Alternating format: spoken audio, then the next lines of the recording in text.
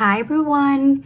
Before we get into the budget worksheet, I want to first dive into the topic of budgeting, what that is, and the budgeting method that I use. Budgeting is all about creating a game plan to help manage your money. It requires you to figure out how much cash you expect to bring in and how much you plan to spend. If your income fluctuates from one paycheck to another, it's a good idea to calculate the average over several months and use that number for your budgeting. I recommend sticking to the lower end when you budget. Let's say you typically earn $300 in tips. Try to budget for $250. And if your income came higher, you could put some extra cash to pay off debt or save for your goals. When you set up a budget, you are creating a roadmap for yourself to help ensure all of your bills are paid and necessary expenses are taken care of.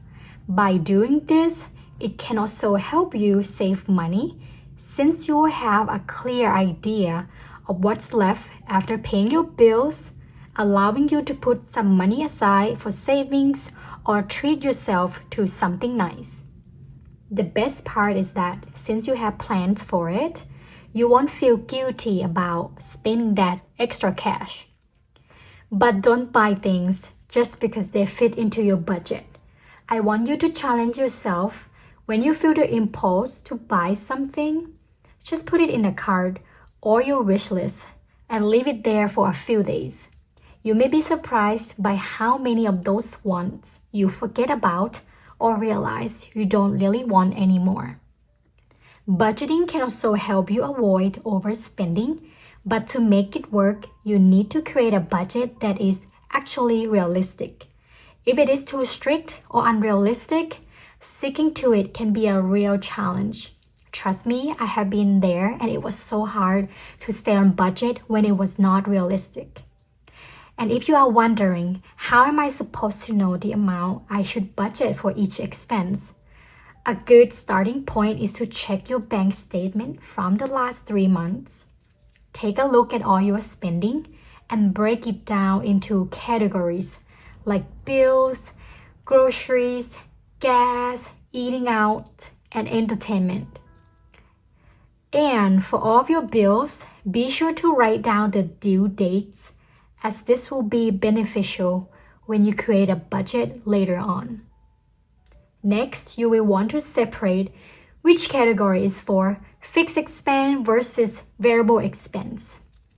Fixed expense are those that stay pretty much the same every month, like rent, mortgage, utilities, car payments, insurance, or subscription, versus variable expenses. They can change from month to month, such as groceries, gas, medical costs, pet care, and car expenses. After that, you will want to calculate the average amount for each category to give you an idea of what the realistic number you should budget for. For example, in your eating out category, let's say you spend $270 first month, then $360 second month, and lastly, the third month you spend $250. So you will want to add all this number up and then divide it by 3. This will give you the average amount of around $293. But just because this is the amount you spend, it does not mean you have to budget for that amount. Maybe you want to cut down your eating out, so what you can do is to cut down little by little. Instead of doing $293, you might do $250. You want to make sure you set the amount that is realistic for you, otherwise it will work against you and you might end up overspending anyway, and that can demotivate you from sticking to your budget. I have done that where I cut it down too much and I end up spending it anyway because that was my spending habit. So what I should do instead was to cut down a little bit at a time, maybe $30 here, and the next time you do $50. And eventually you'll get to the number that is comfortable for you and your situation. But I recommend not to just cut down your budget to $100 when you typically spend $300.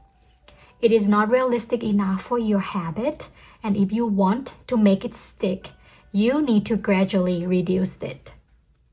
Once you have figured all of that out, now we can move on to creating a budget.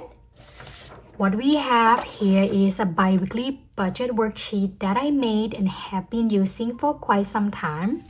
I just add this new thing here, and here is where you can highlight the month that we are in.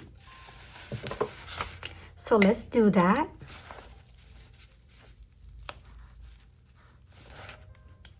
The Budget Mom inspires me on how I budget my money. Being that I am a biweekly budgeter, I budget based on when I am getting paid. So here we have a budget for the first half of the month and then the second half of the month. I call this biweekly 1 and then biweekly 2. If you are interested in using this, I will leave the link to the free printable version in the description box below. I personally use an Excel version of this, but I made this PDF version in case you prefer this more. But if you would like the Excel version, please let me know and I will be so happy to share it. Now let's go through some examples together. And I will zoom it in as well so you can see. This section is where you are going to list all of your income. And for this example, we are going to put $1,200 in paycheck. Then we are going to do $150 for side hustle. Then tips, $200. After that, you are going to total them up and we are having $1,550. Next is where you are going to list all of your fixed expenses. For me personally, I pay bills based on when it is due. I have monthly calendar here and you will see the paydays right here and here. The way I pay my bills is that I want to make sure my first paycheck can cover any bills that are coming up this week, and this week, or even if I have anything here. So anything before my second paycheck, I want to make sure all the bills can be covered. And the rest of the bills can be covered with the second paycheck of the month. But you can also divide up your bills into two, where you will set aside half of the bill from your first paycheck of the month. And once the second paycheck comes, you will have enough funds to cover the expense. For example, you have utilities and rents that are due the last week of the month. And let's think about this. Your utilities bill is $400. And your rent is $1,400. If you pay your bills based on when it's due, which is the last week of the month, by relying only on your second paycheck to cover this rent, you might not have enough to cover the other expense. Because in this example, we only have $1,550. And if you're paying using this paycheck to cover all of these two bills, you don't have enough for that. So in this case, you might want to divide up your bill into two. It will all depend on when your bills are due and what works best for you. So in this example, we will divide up the bills into two. Your rent is $1,400, which is due at the end of the month. So we are going to put $700 here. And then utilities, $400. We are only going to put $200. Next is insurance. So let's see our monthly calendar. The insurance is due the middle of the month, so you want to make sure your first paycheck of the month can cover this. So in this case, you want to put aside the money for this amount so that when the time comes, you can pay for it. So let's put down the whole amount. We're not gonna divide this. Once you have all of these lists down, now you can total them up right here. So the total is here. Once you total them up, you're gonna minus this amount from this amount, and that will be what's left over remaining after fixed expense, which is $532. Then you are going to list all of your variable expenses. For example, we have gas here. And then you might be wondering, why do I put gas in here? There might be some expenses that you are paying with a card. So for me, I prefer to pay gas with a card and only do cash for categories that I tend to overspend. So in this example, I will do card for the gas as well. So we're gonna put $100 here for budgeted spending amount. Next is grocery. We are going to do $250. And eating out will be $50. After you write all of your expenses down, you're gonna total them up, and then the remaining after variable expenses minus this from that, which give you $132. Sorry, out of frame. And next is for sinking fund savings. Now, if you have some money left over, we can allocate it to a fun and more exciting stuff. So whatever you like to save for, you are going to write them down here and how much you want to allocate to each of them. Some will say to pay yourself first, but in all of this, you want to make sure that all of your fixed expenses are covered and you have enough money to pay for your variable expenses, your main ones such as gas and groceries. Sinking fund saving is all about future expenses that you want to save for. It could be anything from emergency and car maintenance to birthdays, holidays, or pet costs. It's always good to set aside a little cash over time so that when you need to spend, you have money ready. How you prioritize each category depends on your personal situation and what's coming up soonest. There might also be some category that you prefer to put aside money electronically versus having a physical cash in the binder. It's all up to what you prefer. For example, you want to save up for a house and transfer these to your high yield saving account instead. So we are going to do e-house here for $50.